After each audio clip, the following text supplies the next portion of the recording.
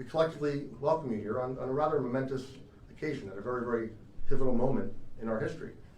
In just the past few days, we have seen important things in the U.S.-Armenia, the U.S. Artsakh relationship. In the homeland, we saw the visit of the Speaker of the U.S. House of Representatives, the highest level U.S. official to ever set foot in Armenia. A good friend of many years of our San Francisco community, of our national office, of the Assembly, and others. A very, very important visit, a very important symbol to the Armenian people, but just as importantly, to the Turks and Azeris. That action there in the homeland is matched by the visit of Minister Babayan here, who is a diplomat, but I'm going to say more than diplomat, an apostle of Artsakh.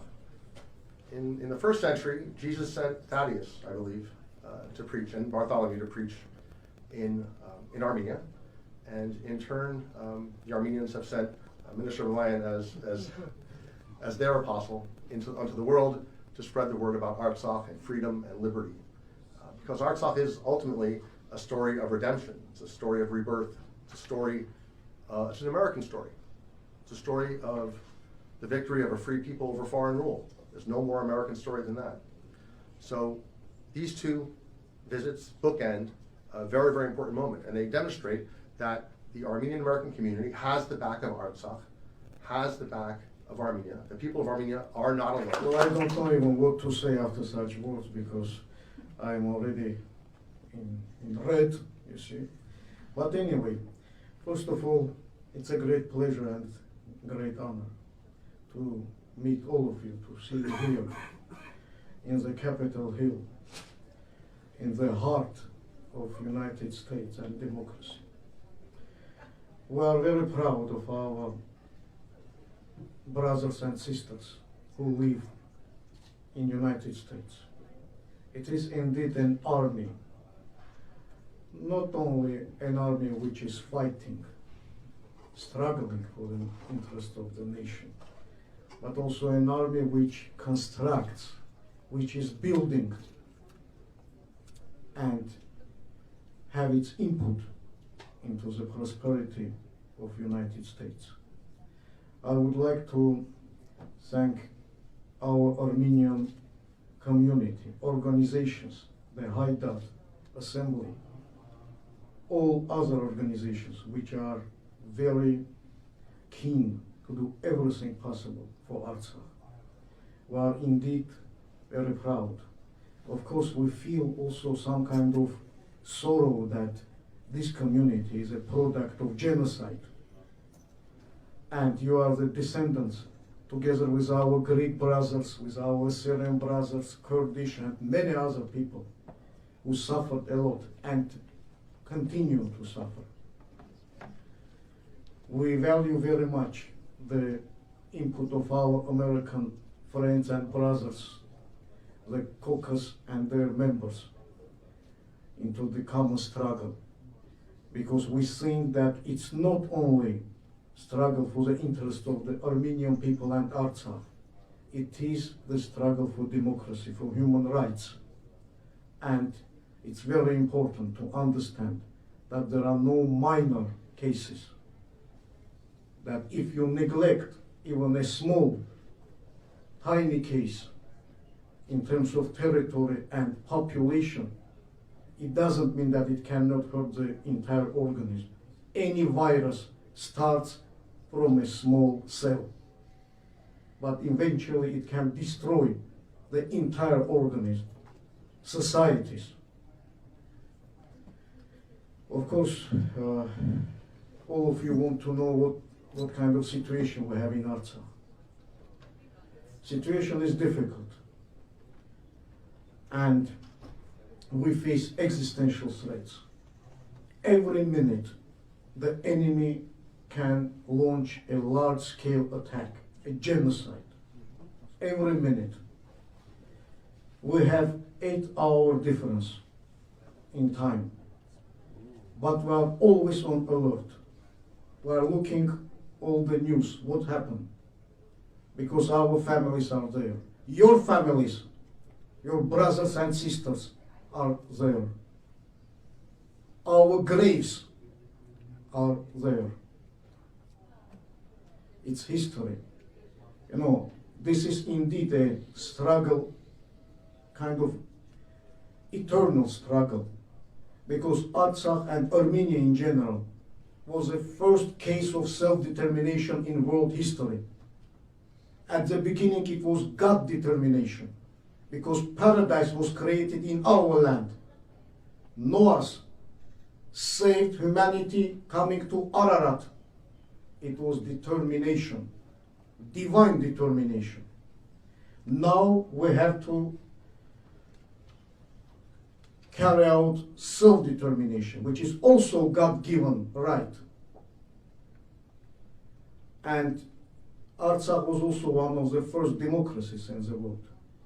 In Middle Ages, no one in Artsakh who ruled the local, nobility and princes, they could not inherit power only by origin. People have to give their agreement, which is called in Armenian Hamachosakan. Without that, no king, no nobleman could take power. And now the first democracy is under peril. This is why when we say that it's an attack on civilization, it's not exaggeration. It's an attack on human rights, on laws and norms, international norms and laws. It's also a challenge to the democratic world, because there is a dilemma: value or price, lobbying or dedication to rights and freedoms and ideas. United States was formed on the basis of values, and we hope that this trend will continue. Artsakh will never be part of Azerbaijan. I would like to restate it.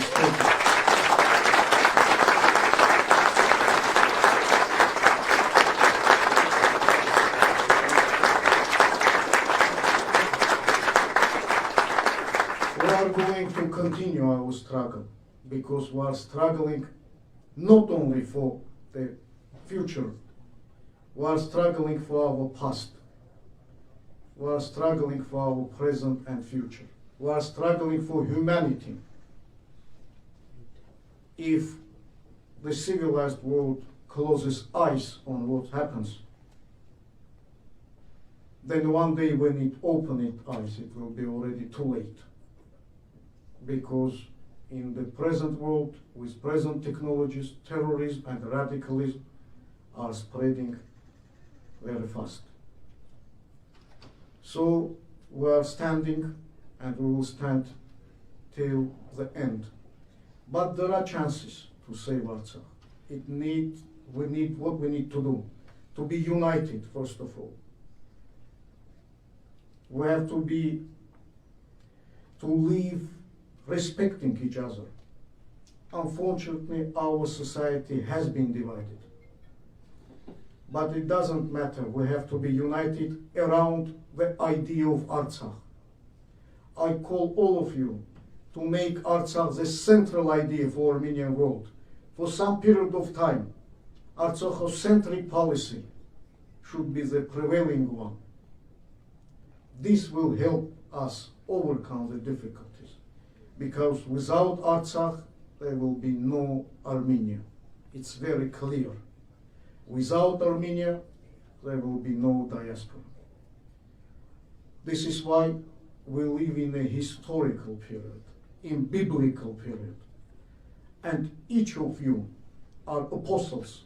Each of you are disciples of great people of the past, of great people of the present. These young 18-year-old soldiers who never surrendered and are still standing there. We are still having children in Artsakh. The most important sign of resilience of our people. Many nations put in our case will not even sustain 1-2 days. But we should continue our struggle. And we will indeed, we have chances to win, and we will win. I want you to value the victory. But victory is dedication. Victory is honesty. Victory is patriotism. You possess all those qualities because the descendants of genocide victims who didn't know even the language of the state where they came in. Now we see these great people here. This means that we can do that. This is why enemy wants to crush our soul. What we have to do is just to stand and never lose our confidence, never lose faith. There are chances. We have a dream, and we will make our dreams true. God bless Armenia. God bless Artsakh. God bless America and all states where we have Armenian diaspora in. God bless our friends everywhere. We don't have hatred, even towards our enemies. But we have enormous love towards our motherland. And eventually, this is the rule. Kindness always prevails over evil, eventually. So be strong. Don't think that everything has been lost. No, it's just the beginning of our revival. Thank you very much.